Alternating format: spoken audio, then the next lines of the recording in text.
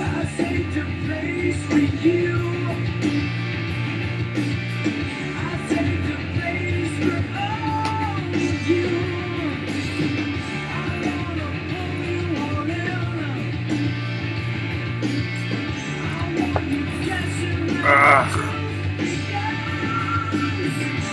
let's celebrate happiness. Put on a good show. Well, life in my teeth. I'll teach you how to cheat. Amen. Yeah.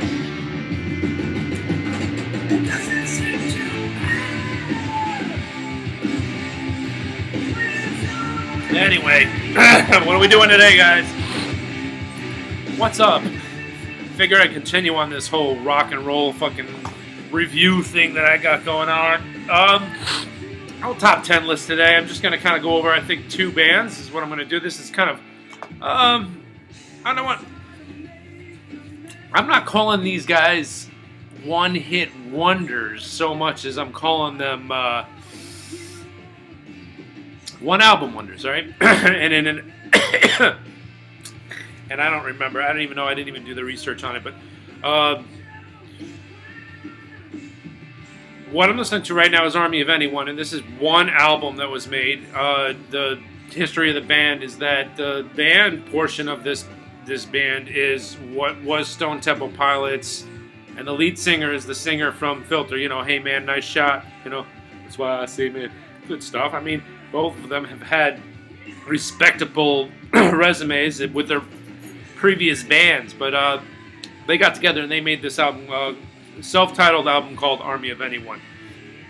And for those of you out there who haven't had a chance to check it out, I mean, it's one of those things that kind of, it really snuck in there under the wire. They didn't really promote it. They did hardly any promotion, and I don't know if they even had an opportunity to tour because the project was just so short-lived. But it's an absolutely amazing album. It's one of those things where, you know, remember back in the day when you used to like listen to music and you could put on a CD or a cassette or whatever the fuck you were going to listen to, and you could listen to the first song and then just play the whole damn thing, you know, and just be like, oh god, this is freaking great. I'm not turning this off for nothing. And then you just burn it out. Like CDs like Nevermind would like just be in there. I don't know. There's a couple DMX there's a couple DMX albums, and then there was X that you can probably put in there and play all the way through. Dr. Dre albums too. But I'm not a huge rap fan. That's just a couple of examples of some of the rap that I like anyway. But so anyway, back in those days, remember those days and how glorious they were?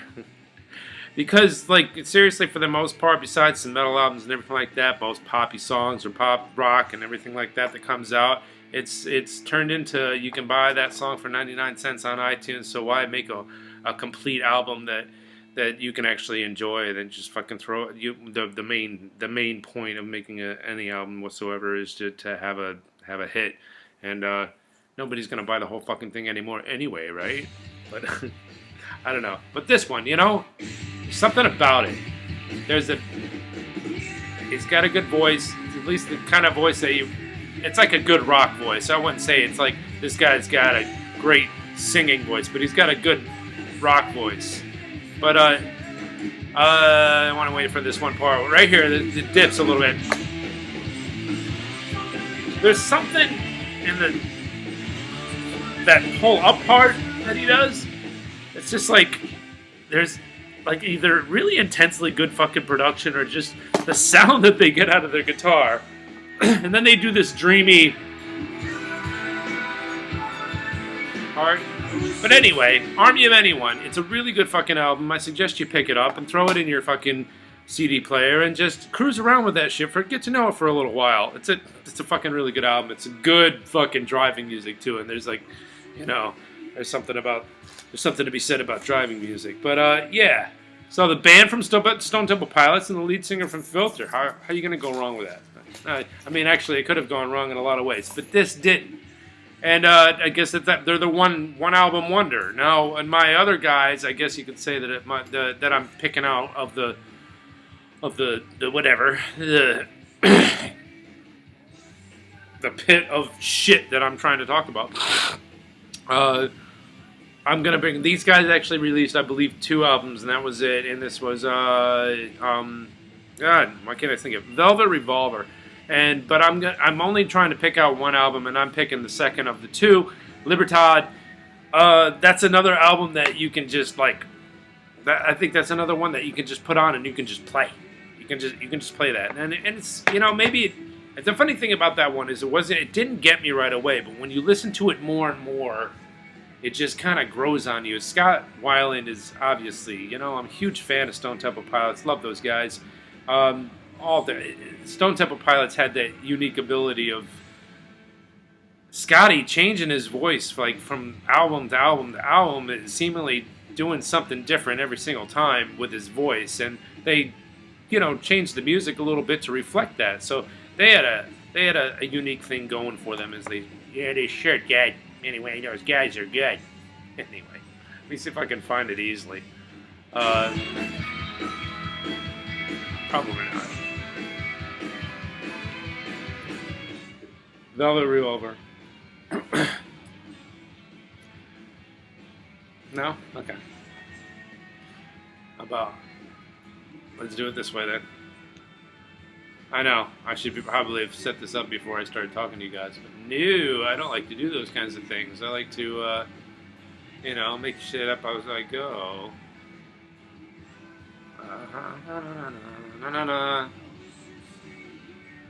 But anyway, what did I want to talk about as far as this album as being good and shit?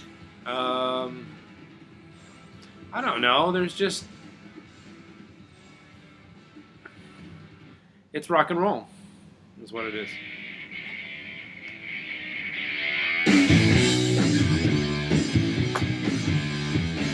Listen. But I started at the 3rd song, but this is definitely one of those albums that you can.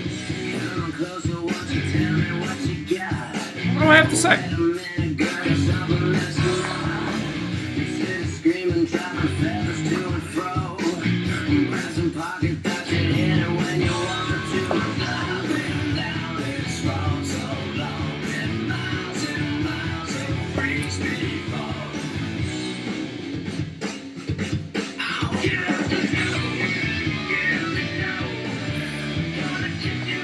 Anyway, this video is starting to turn into you watching me search for songs and drink and listen to music at the same time. But hey, you know what? If you're still here, you're still here. If you're not, you're not. I would edit, but I haven't edited so far, so why should I start editing now? Huh? Maybe I should edit. I'll think on that. But anyway, so Scott Weiland with basically the Guns N' Roses band. We got Slash on the guitar, so that's always fun to hear him in the background, and he has some nice licks on there. I'll admit that Slash is definitely at his best when that Slash was at his best when he was playing solos on Use Your Illusions 1 and 2 and fucking Appetite for Destruction. That's obviously, for me anyway, that's his best work. But he has some good moments on this one too. And granted, Scott Weiland was so knee deep in his own bullshit at the time that these guys were out that he made it difficult on him. Poor Slash. I always felt bad for Slash when it came to. I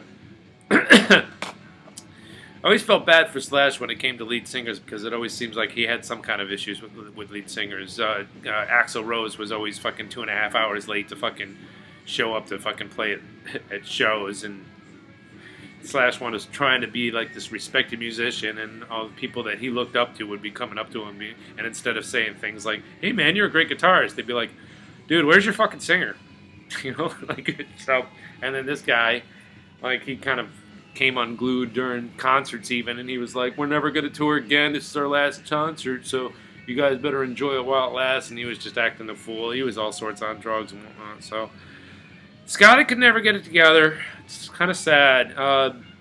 It was weird. When he passed away, it was almost like I was like, well, Not for nothing, but I'm surprised we got this many years out of him as we did, because he was such a troubled soul. I thought he was gonna. I thought I was gonna hear Scott Weiland OD'd on heroin, like 10 years ago. It just expected it, just because of the way he was in and out of, everything. But whatever. Get out the door. Go out the door. But anyway, those are my two albums that I kind of dig, like listening to. It's like, but I can't stress enough that it's just that they're CDs, albums, whatever the fuck you want to call them. I still call them albums because, hey, I think everybody calls like a full record what they grew up on or something like that. There's probably not too many people out there that call them cassettes. Oh, I had that cassette. Or everybody nowadays, I guess, would say CD or MP. Or I got the file. Now I got the file. So like 20 years from now, the kids are gonna say what? I don't know. Hey, did you pick up the new file? Or did you pick up the new hologram? Whatever it's gonna be. But I grew up in the 70s and early 80s, so I had a record player, I had albums, I had vinyl. So for me, whenever even a new whatever comes out, I'm like, yeah, I want to pick that album up. That's just my lingo. But it's just I don't know. Probably makes me seem really fucking dated. Like, I don't think anybody said, yeah, I got the 8-track. When you would going from.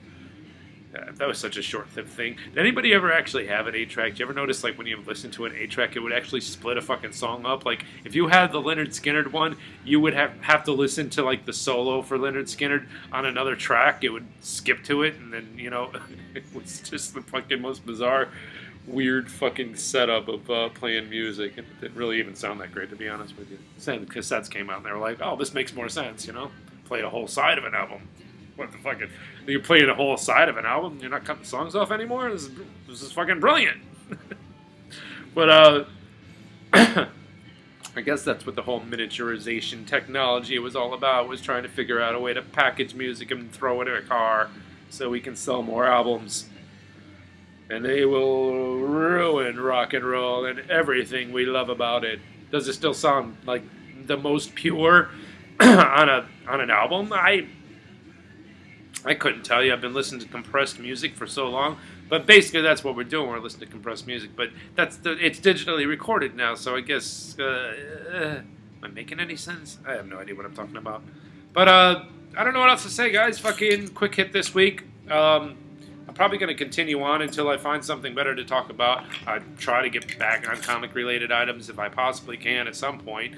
But I figure in my off time, I just got to keep on making these videos. I got to make these videos because Fudgy and fucking Vega there, kind of did their thing today, and they made me feel like I was lazy.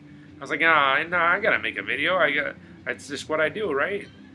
Playing poker this weekend. Back to the Taj.